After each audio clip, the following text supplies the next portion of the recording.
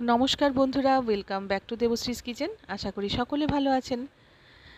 রান্নাঘরের আধুনিকতার সাথে সাথে অনেক এমন রান্না আছে যেগুলি আমাদের রান্নাঘরের হেঁসেলে আর হয় না।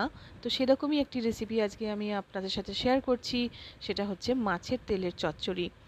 এই রান্না অনেকে খুবই পছন্দ করেন, আবার অনেকে হয়তো একটু অপছন্দ করেন। তবে যারা পছন্দ করেন তাদের জন্য আজকে আমি এই ভিডিওটা আপলোড করলাম। যদি ভিডিওটা হেল্পফুল হয় তো অবশ্যই একটা লাইক এবং শেয়ার দেবেন। মাছের তেলের এই চচ্চড়ি রান্না করার জন্য যেটা সবথেকে বেশি মাথায় রাখার দরকার সেটা হচ্ছে মাছটার তেলটা যেন টাটকা মাছের হয়।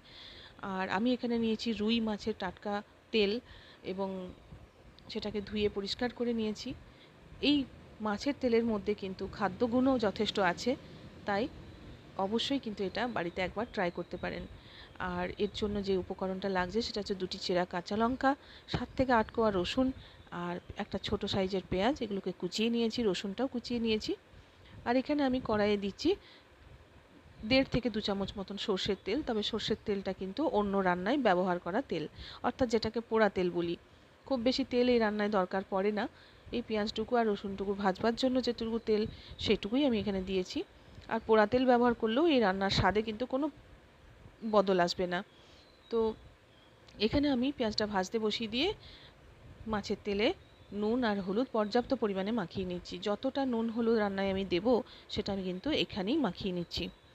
তো ভালো করে মাখিয়ে নিয়ে এটা 5 মিনিট থাকতে দেবো। ততক্ষণে আমি পেঁয়াজ আর রসুন লঙ্কা এগুলো একটু ভেজে নেব। তো পেঁয়াজটা মোটামুটি ভাজা ভাজা হয়েই গেছে। এরপরে আমি এর মধ্যে দিয়ে দিচ্ছি রসুন আর কাঁচা লঙ্কা। রসুন, কাঁচা লঙ্কা, পেঁয়াজ, এবার এই তিনটেকেই আর একটুখানি ভেজে নেব। তবে খুব বেশি লাল করে কিন্তু এগুলো ভাজবো না। একটু ভাজা ভাজা হয়ে গেলেই এর মধ্যে আমি দিয়ে দিচ্ছি মাছের তেলটা।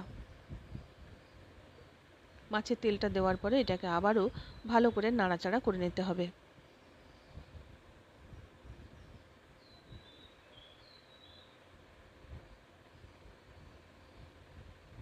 ঢাকা চাপা দিয়ে এইভাবে নাড়াচাড়া করে মিনিট 10 এটাকে রান্না করতে লাগবে।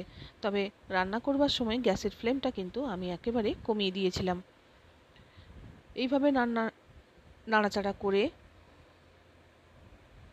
রান্না করতে করতে যখন এইভাবে তেল ছেড়ে আসবে তখন কিন্তু বুঝতে হবে যে রান্নাটা পুরোপুরি হয়ে গেছে।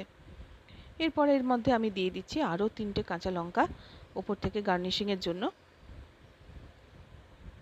ব্যাস, এবার নাড়াচাড়া করে নিয়ে আমি পরিবেশন করে দেবো মাছের তেলের চচ্চড়ি।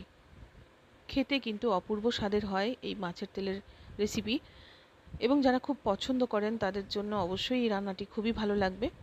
তো অবশ্যই বাড়িতে কিন্তু একবার ট্রাই করে অবশ্যই কমেন্ট বক্সে একবার লিখে আমাকে জানাবেন। আর নতুন বন্ধুদের কাছে আমার অনুরোধ রইল, এরকম হারিয়ে যাওয়া পুরনো দিনের রান্না আমার চ্যানেলে মাঝে মাঝেই আপলোড করা হয়। অবশ্যই সেটাকে ফলো করবেন। আর আমার রান্নাগুলি যদি হেল্পফুল হয়ে থাকে তাহলে আমার চ্যানেলটি সাবস্ক্রাইব করে আমার পাশে থাকবেন। তো নতুন কোনো রান্নার সাথে আবার পৌঁছে যাব। ততক্ষণের জন্য অনুমতি নিচ্ছি। ভালো থাকুন, সুস্থ থাকুন।